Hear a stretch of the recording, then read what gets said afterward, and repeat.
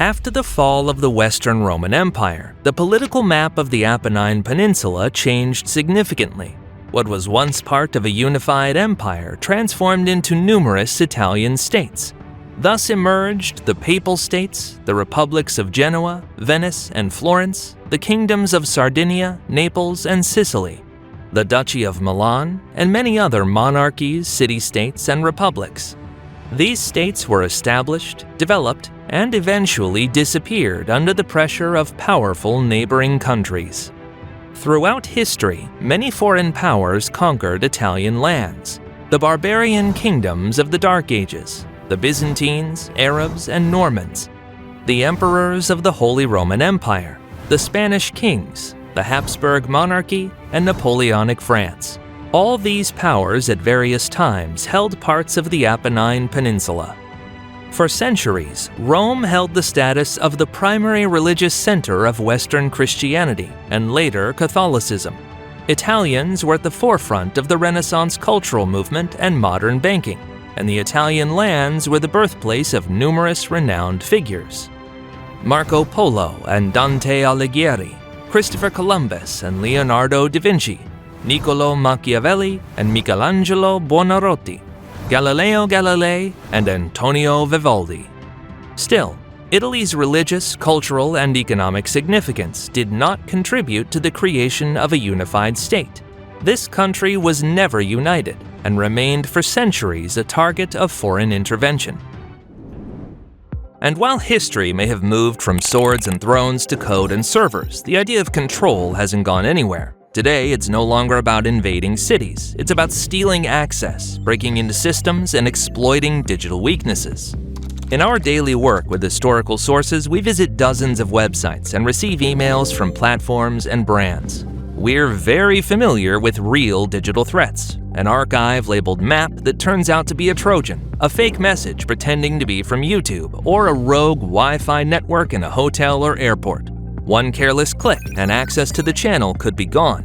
This video's partner is NordVPN, a service we use every day. It encrypts our traffic, protects our connections on public networks, blocks dangerous websites, and scans files during download. And with just one click, it allows us to connect from another region. Need access from the US, the UK, or Italy? We pick a country and continue working without limits. By going to nordvpn.com/mappedout, you'll get 4 bonus months on top of the 2-year plan. This is an exclusive offer from the History Mapped Out channel, available only through the link in the description below. And if it's not for you, there's a 30-day money-back guarantee. Full details at nordvpn.com/mappedout, linked below. And now back to the video and to the era of Italy's unification. After the Napoleonic Wars, European diplomats at the Congress of Vienna partially restored the political map of the Apennine Peninsula to its state before the rapid rise of France and Napoleon Bonaparte. The key difference was that the Congress of Vienna confirmed the definitive end of 2 centuries-old Italian republics. The Kingdom of Sardinia was allowed to annex the Republic of Genoa, while Venice, along with the Duchy of Milan, was incorporated into the Austrian Empire. At that time, besides the territories of the Austrian Habsburgs in the north of the Apennine Peninsula, several independent states continued to exist on Italian lands, with some standing out in particular. The theocratic Papal States, centered in Rome and governed by the head of the Roman Catholic Church, the Pope. The Kingdom of the Two Sicilies, established by the Spanish Bourbons in 1816 through the unification of the kingdoms of Naples and Sicily. And the aforementioned Kingdom of Sardinia, with its capital in Turin, ruled by the German-Italian House of Savoy. 45 years later, members of this house would become the kings of Italy. Before the process of Italy's political unification began, several significant events occurred that directly influenced the Risorgimento. First, during the 1820s and 1830s, a series of uprisings broke out against the outcomes and consequences of the Congress of Vienna.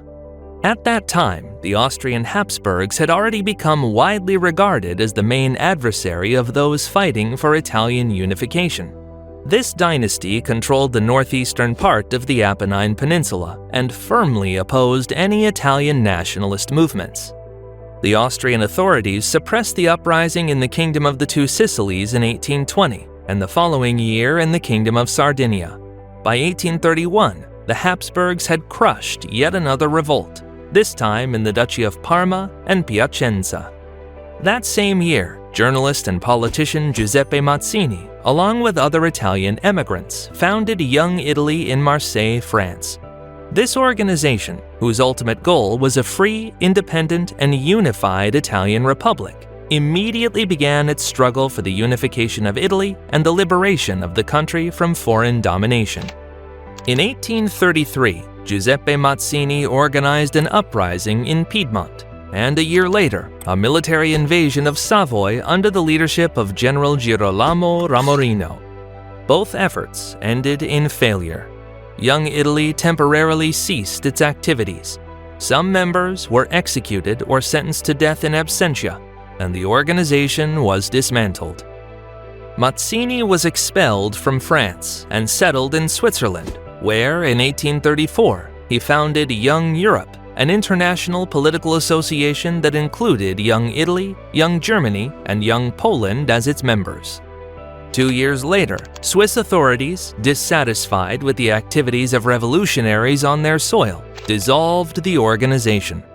Following this, Mazzini relocated to London. Young Italy resumed its activities in the 1840s, but the uprisings and conspiracies organized by the group still lacked popular support. During the revolutions, known as the Springtime of Nations, Young Italy ceased to exist. Its activities served as a transitional phase between the uprisings of the 1820s and 1830s and the Risorgimento, while also influencing other nations and the creation of similar organizations in their own countries. These included the aforementioned Young Germany and Young Poland, the Young Turks, who would later seize power in the Ottoman Empire and organize the Armenian Genocide, and even the much later Young Bosnia, whose member Gavrilo Princip carried out the infamous Sarajevo assassination. All of these groups, in one way or another, drew inspiration from Giuseppe Mazzini's Young Italy. The revolution in Italy, which was part of the revolutions of 1848, the Springtime of Nations, is considered the beginning of Italy's unification. This revolution aimed to abolish outdated feudalism, overcome long-standing feudal fragmentation, liberate the country from Austrian rule, and implement reforms in many areas. Nevertheless, only one of the goals of the Italian revolutionaries was the most important: the creation of a unified and independent Italian state.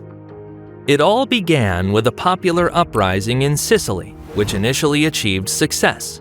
The rebels managed to seize power and establish a provisional government. This sparked a series of revolutions in several other Italian states: Venice, which was liberated from Austrian rule, as well as Parma and Modena, where the pro-Austrian rulers were overthrown almost simultaneously. The most dramatic uprising was the so-called 5 Days of Milan. As a result of street battles from March 18th to the 22nd, the city's inhabitants managed to force the Austrian forces under Marshal Joseph Radetzky to leave Milan. After this, the First Italian War of Independence began. It was an attempt by the Kingdom of Sardinia and the Italian Volunteer Army, with the support of several Italian states, to resist the rule of the Austrian Habsburgs on the Apennine Peninsula. At the beginning of the following year, the Roman Republic was declared. Pope Pius IX had already fled to Gaeta, and power in the Papal States temporarily passed to a triumvirate, consisting of Giuseppe Mazzini, Carlo Armellini, and Aurelio Saffi. Soon, the First Italian War of Independence reached its climax. The ruler of the Kingdom of Sardinia, Charles Albert, faced off in a decisive battle with Austrian Marshal Joseph Radetzky. This was the Battle of Novara, which ended in a victory for the Habsburg monarchy.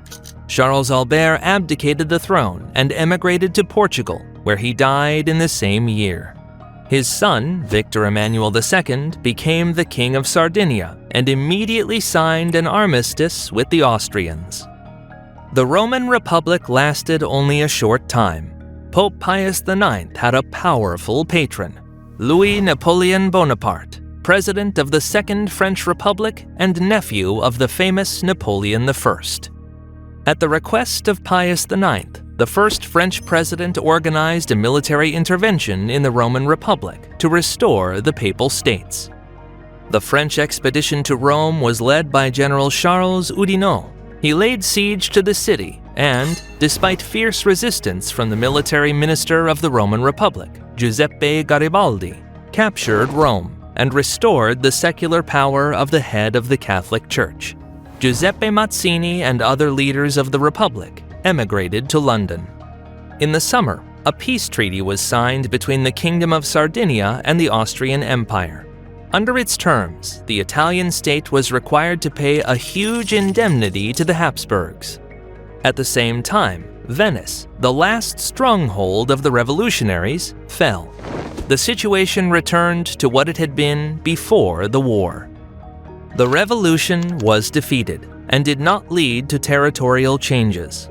Almost all the achievements of the Italian revolutionaries were reversed.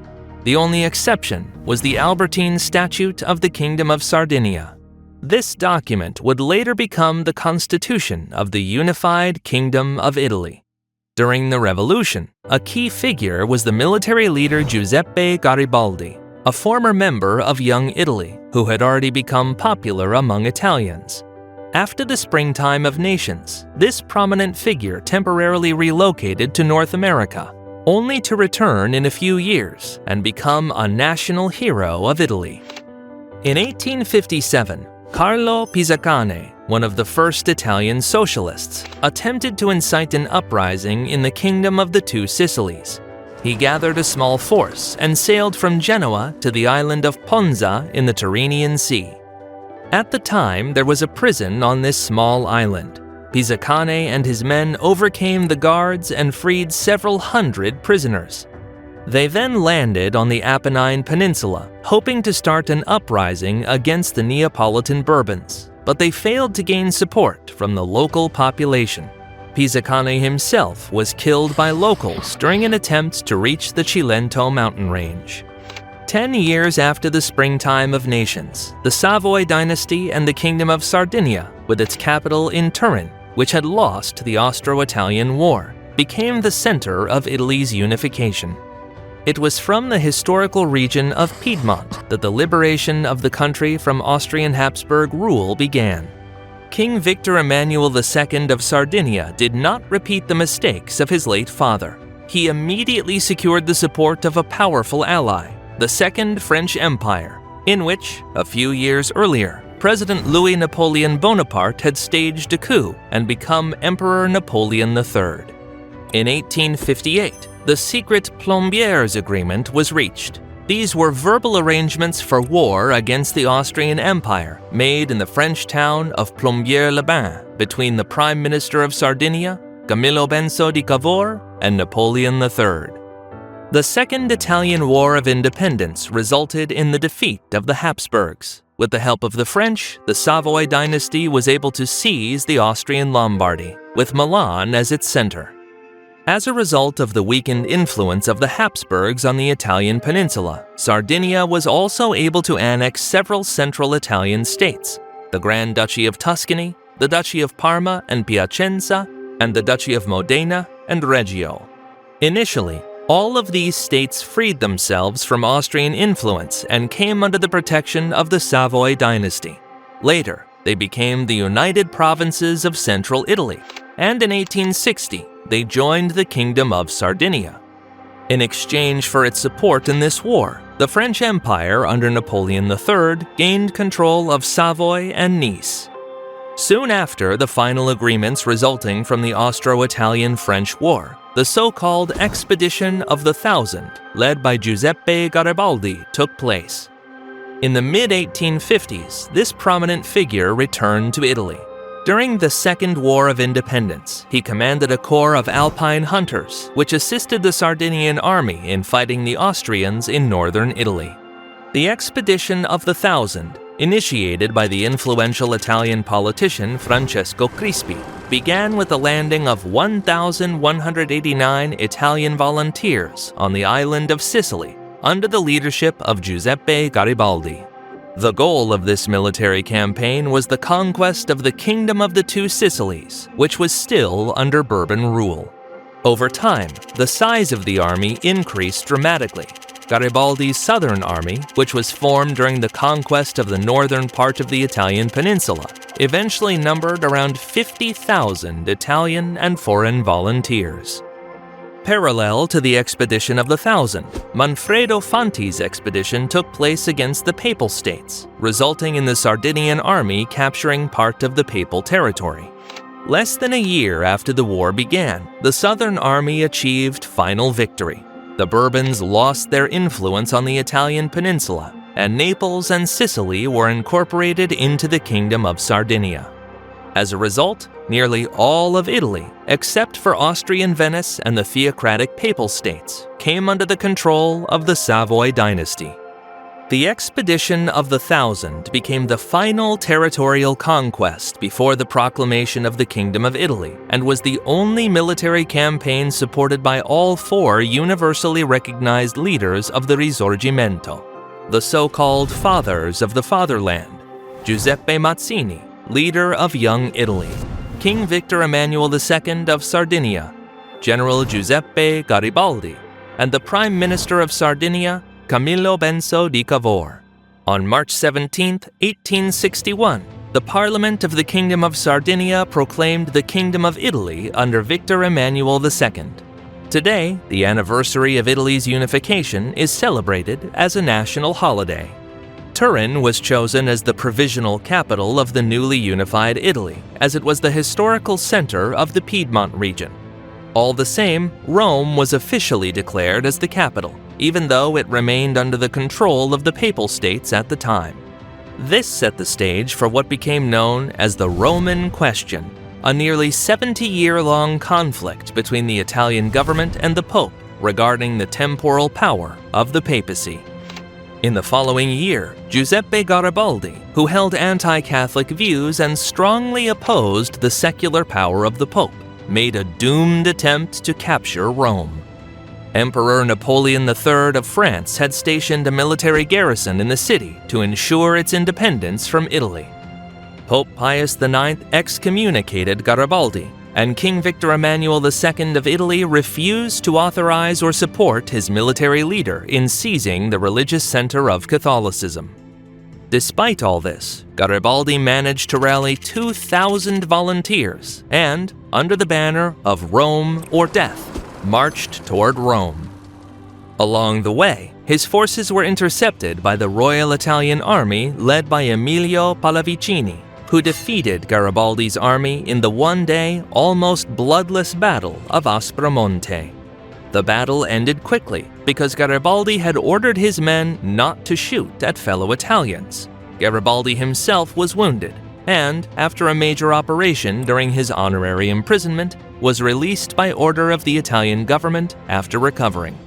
In 1865, due to its cultural, economic, and political influence, as well as its geographical location in the center of the Italian peninsula, Florence became the temporary capital of the Kingdom of Italy. Parallel to the process of the unification of Italy, a prolonged confrontation between the Prussian Hohenzollerns and the Austrian Habsburgs for the right to unify Germany continued in Central Europe. You can learn more about this in our episode on the unification of Germany. The Austro-Prussian War directly influenced the beginning of the Third War of Italian Independence. Under prior secret agreements between Prussia and Italy, this war began almost immediately after the German one, and forced the Austrian Empire to fight on two fronts. The Savoy dynasty had little success in the confrontation with the Habsburgs.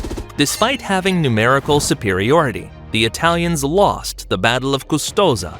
Even so, their Prussian allies defeated the Austrians in the famous Battle of Sadowa, which led to the defeat of the Habsburgs in both wars. As a result, Italy gained the region of Venice with the city of Venice. In 1867, Giuseppe Garibaldi made another unsuccessful attempt to capture Rome. He once again expressed his anti-Catholic and anti-papal views, gathered about 7,000 volunteers, and marched towards the Eternal City. To the northeast of Rome, near the town of Mentana, Garibaldi's Italian army was met by the combined Franco-Papal forces commanded by the German general Hermann Kanzler. In the Battle of Mentana, the poorly armed volunteers were defeated, and their commander was wounded in the leg. For a time, Giuseppe Garibaldi was imprisoned by the Italian government, but his influence, popular love, and contributions to the homeland paved the way for his release from custody. The last significant event of the Risorgimento was also linked to the expansion of Prussia. During the Franco-Prussian War, the result of which was the formation of the German Empire, French troops were forced to leave Rome, leaving the secular power of the Pope defenseless. Victor Emmanuel II sent the vice-governor of Naples, Count Gustavo Ponza di San Martino, to Rome with an offer of safe passage for the Italian army into the city, with the personal permission of the Pope. Thus, the King of Italy proposed to Pius IX the opportunity to save face, but the head of the Catholic Church rejected the offer. "I am neither a prophet nor the son of a prophet, but I tell you that you will never enter Rome." In the spring of 1870, Italian forces under the command of Raffaele Cadorna, the father of Luigi Cadorna, who would later become the chief of staff of the Royal Army during World War I, marched on Rome. After a brief siege, the forces of the Kingdom of Italy did what Giuseppe Garibaldi had long dreamed of. They captured the Eternal City for the Italian crown. The renowned military leader himself was at the time actively involved in the Franco-Prussian War, fighting on the side of the French. Pope Pius IX renounced all territories outside the Vatican, marking the definitive end of the Papal States.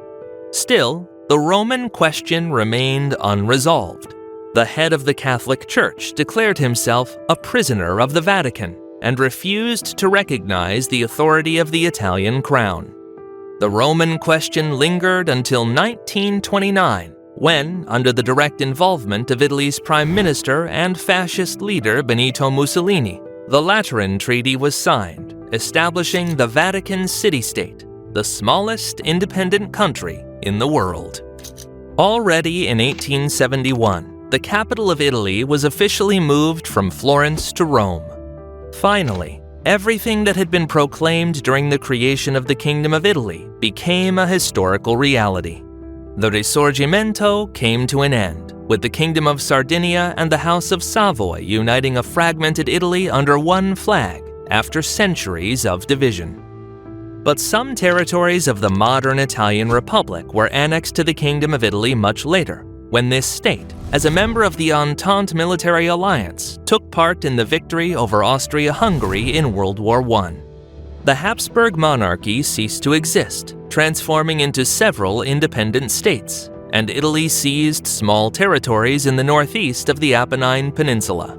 For this reason, some historians consider the unification of Italy to be a significantly more extended process, culminating in the Treaty of Rapallo with the Kingdom of Serbs, Croats, and Slovenes, one of the countries that emerged from the dissolved Austria-Hungary.